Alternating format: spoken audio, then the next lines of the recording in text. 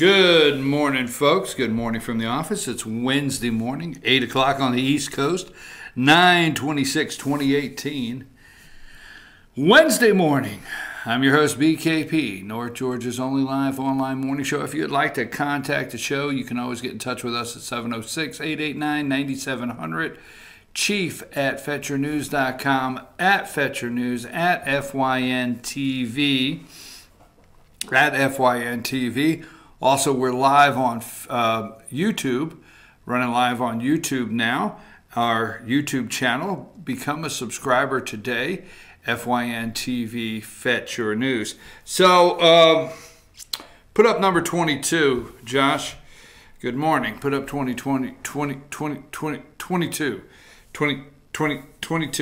Trump, Democrats are playing a con game. He even spelled it for you. C-O-N, con game. They begged him to stay out of it. They begged Trump not to say anything. And don't talk about the women. Just go to number 2. Just speak to how great Brett Kavanaugh is and what a great jurist he will make and what a brilliant legal mind, and just be positive on Brett Kavanaugh. But whatever you do, don't talk about the women. Now, there is Deborah Ramirez, okay, Yale freshman,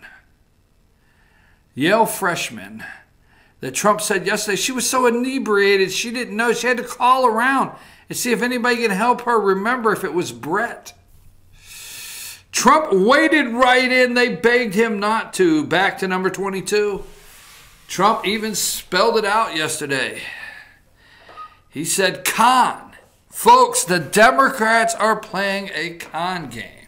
C-O-N. We will ask Congressman Doug Collins if he agrees with the president that the Democrats are playing a con game, and see what he thinks. We're going to have at 8:45 Congressman Georgia 9th Congressional District Congressman Doug Collins is going to be with us at 8:45 this morning. And we want to see how this is playing there on Capitol Hill and how they feel, the congressmen and other Republicans feel that the Kavanaugh situation, we'll call it the matter. Oh, where did I hear that from before? Hillary's email matter, this matter that is taking place right now. Democrats, this is just a matter. Remember, it's like Hillary's email situation, a matter. So we'll ask him how this Kavanaugh matter is playing out there in America in congressional districts and what concerns Republicans have coming into the midterms with a spending bill with no border wall money. What can Republicans really point to and say to their voters, we accomplished blank? Reelect me because we accomplished blank. Reelect me, or elect me in the first place, but elect me because the president's promised a border wall. And I'm going to tell you, any congressman, and I say this right now, any congressman in the United States, okay, even in blue districts that missed that President Donald Trump was elected in the United States of America based on right up at the top border security and promising to drain the swamp of the Hillary Clinton group, you're totally wrong. So one, is it all for nothing? All for nothing. All this work for nothing. Because there's two ways to go here. If Republicans lose control of the Congress, do you realize all this Peter Strzok work behind all this revealing of the emails, revealing of the text messages, Strzok page, revealing of McCabe, revealing of Rod Rose's, all of this is all for nothing. Okay? Everything the Republicans have done for the last 2 years where Comey struck the dossier, all of the phony stuff that has happened, all of the investigation time Devin Nunes has in it, all of the great speeches that Trey Gowdy has, the great questioning Congressman Doug Collins had that day to James Comey, all of that goes into a cold case file. Yes. Inspector General can write any report. Anybody can write any report. Once the Democrats take control of Congress, if the fear of that hasn't scared the daylights out of you, just a thought, it's all for nothing. That's right. It's very possible come January next year, everything goes into boxes. It's a cold case file and it's put on shelf C. What's shelf C? That's the one we'll see what happens one of these days.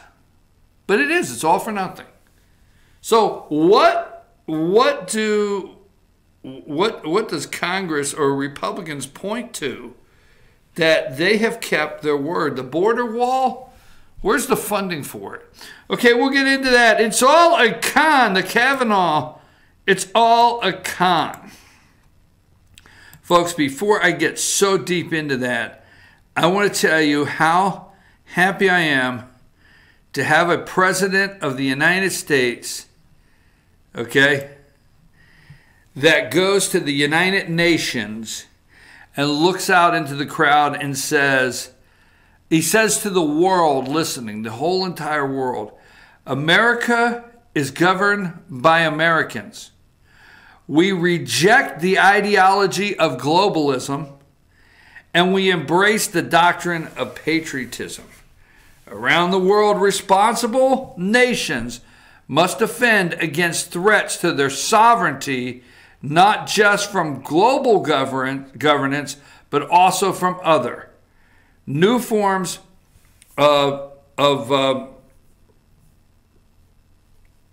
let's see. In America, we believe strongly in energy security for the others, for ourselves and our allies. We have become the largest energy producer anywhere on the face of the earth. Okay? So, yesterday, he put China on notice in front of the entire world, okay?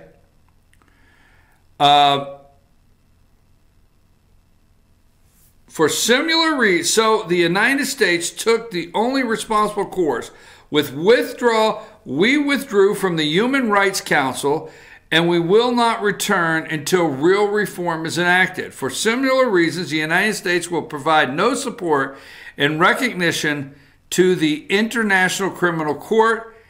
As far as the Americans are concerned, the ICC has no jurisdiction, no legitimacy, no authority. It goes on and on. We will never surrender America's sovereignty to an unelected, unaccountable global bureaucracy. I mean, all this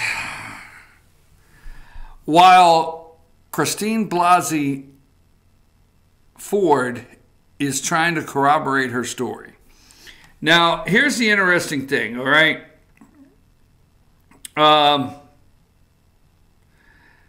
Blasey Ford has put together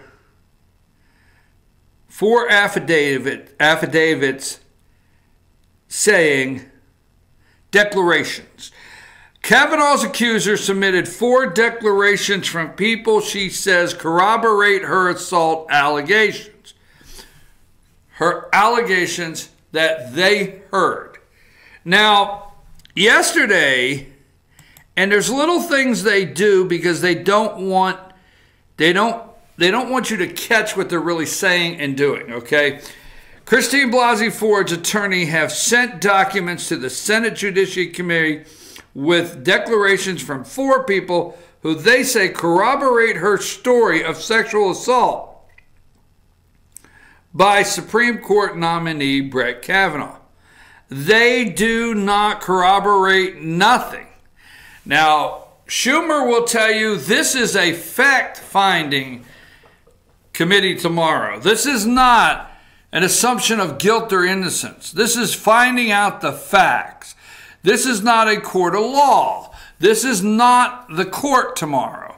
This is a fact-finding. The reason Schumer did that and put everybody on notice that tomorrow, between Christine Blasey Ford's testimony and Brett Kavanaugh's response, that this is not a court hearing, because they know they're only trying to paint a picture of what could have happened and insert that into the mind of American people, especially women, okay? They only want to appeal tomorrow to the women in the country that have been truly assaulted. That's it. This is all for political reasons. This is a con game. Now, again, to be redundant, the reason they're saying this is not a court proceeding is because they're not going to act or present any evidence. There's news already all over. Her attorneys, okay, have dropped this bomb that there's 4, okay, 4 corroborating her story of sexual assault. Now, the sad thing is, in this, a good number of people don't understand what corroborating the sexual assault, these documents are all about of declaration. They don't understand that, sadly enough. Years ago, I had to go to court. It's I'm just going to say it was over a 4-wheeler. It was over a 4-wheeler that I had a difference with, that somebody was repairing it. We'll leave it there. And I had to go to court, magistrate court. I filed something in magistrate court. It's years ago, first time I was ever in magistrate court. And I had 3 people that knew I was telling the truth that actually witnessed what happened. Not corroborated, witnessed what happened. So I went and I got them to sign a statement, and sign a statement saying, yes, they were a witness. And when I got into court, I was told very quickly by the judge, it's hearsay. This is nothing but hearsay. You cannot submit this. The individual here that you claim as a witness is not available for cross-examination. So they're going to enter these names tomorrow, and they're going to call out these names, these 4 names, over and over.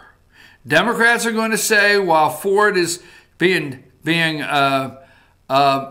given testimony, while Democrats are asking questions, they will put these 4 names out over and over, and they will use the word corroborate, and they will use the word declaration with no fact whatsoever, knowing good and well, if this was any other situation, this is an accusation being made that a judge would say, this is all hearsay. You can't bring me somebody that you told the story to because they only know your version. So they're going to paint the picture that she was so traumatized that when things happened in her life, she shared with somebody what she claims has taken place. And they use corroborate, declaration. The declarations as obtained by USA Today are from Ford's husband, Russell Ford, and 3 friends who stand behind the accuser's allegation against Kavanaugh while both were in high school in 1982. The statements will be used by Fox's legal team during the much-anticipated committee hearing Thursday that will examine both credibility of Ford's allegations and Kavanaugh's denial. In a declaration by Adele Gildo Mazzano, who has known Ford for 10 years. Now, the accusation goes back 36 years in high school. This woman has known Ford for 10 years and considers her a good friend. She claims Ford told her about the incident involving Kavanaugh back in 2013. She contacted the attorney for Ford on September 16 to inform that she was told about the story. During our meal, Christine was visibly upset. So I asked her what was going on. She says this in the declaration. Christine told me she had been having a hard day because she was thinking about an assault she experienced when she was much younger. She said it had been almost raped. She had been almost raped by someone who now a federal judge. She told me she had been trapped in a room with two drunk guys and that she had escaped, ran away, and hid.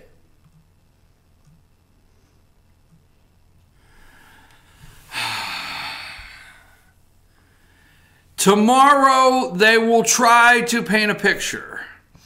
They're even saying it's not possible to come to a conclusion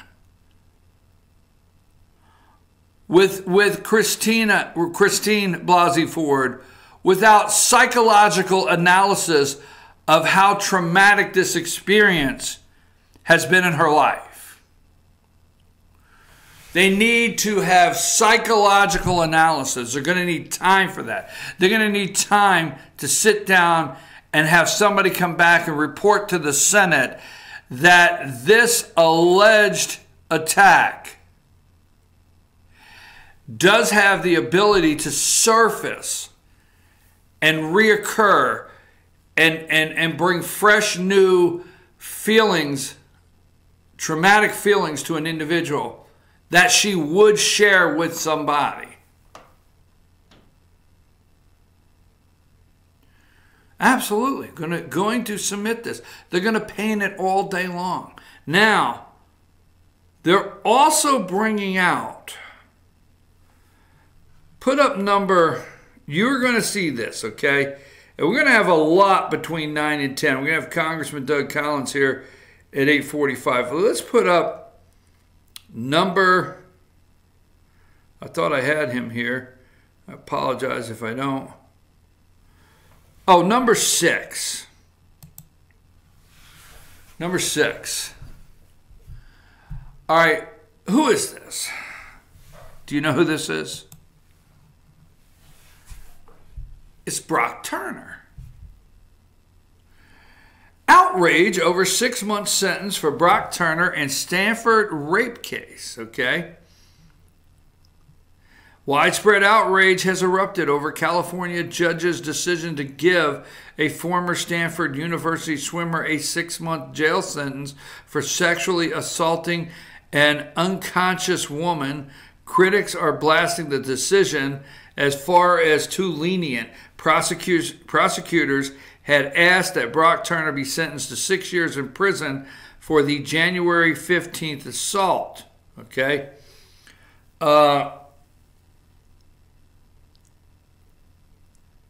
Brock Turner, let's see what he has. When Brock Turner was sentenced, he happens to be white, college student, okay? White college student, Stanford University, raped, found guilty of rape, and only got 6 months. Now here you have the allegation against Kavanaugh that while a freshman at Yale University, at a party, this allegation is nobody can substantiate whatsoever. But think about this, white, privileged college student. Blasey Ford claims that when Brock was sentenced to only 6 months, it was just so traumatic for her. It was so upsetting, this case here. And when this kid got sentenced for raping someone for 6 months only, It recreated all those thoughts of that day when she claims she was almost raped as a 15-year-old.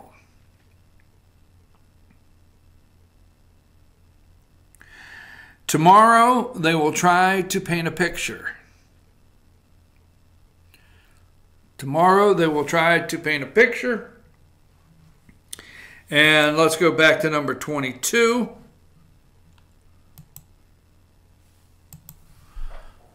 It's a con, folks. C-O-N. C-O-N. And this is how we talked about it earlier.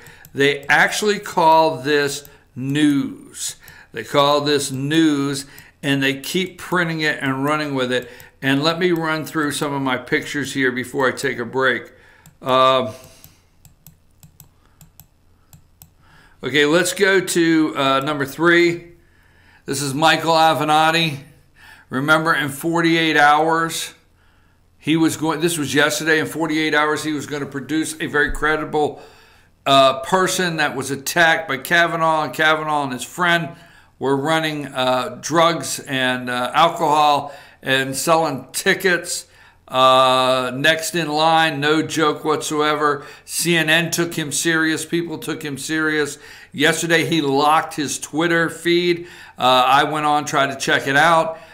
He went dark. Then he has come out and said his witness may not come forward, but we think it's possible that it's true that Avenatti was a part of a scam, that he got caught and he was played for a fool yesterday on Chan 4, on Reddit Chan 4, played for a fool, and he ran with it with CNN.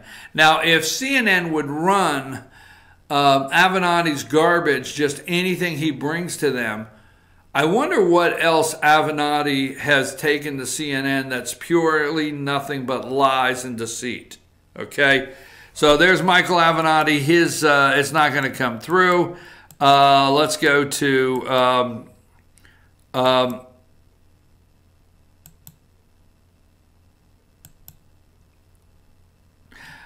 let's just go to number 11.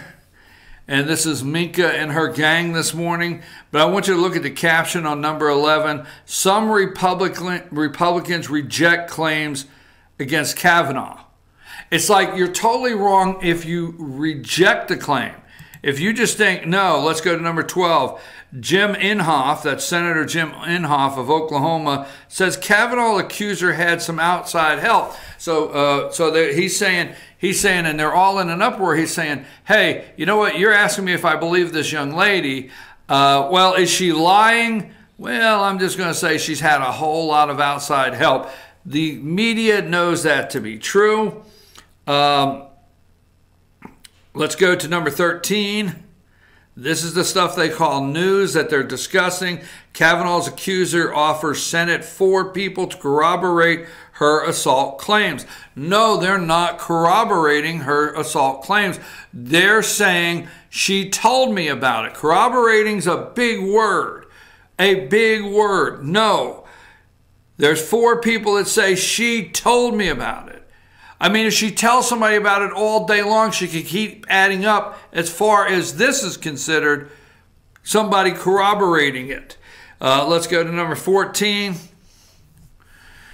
Kavanaugh's accuser, Christine Blasey Ford, offers Senate 4 people who corroborate her assault claims. No, they're not corroborating it.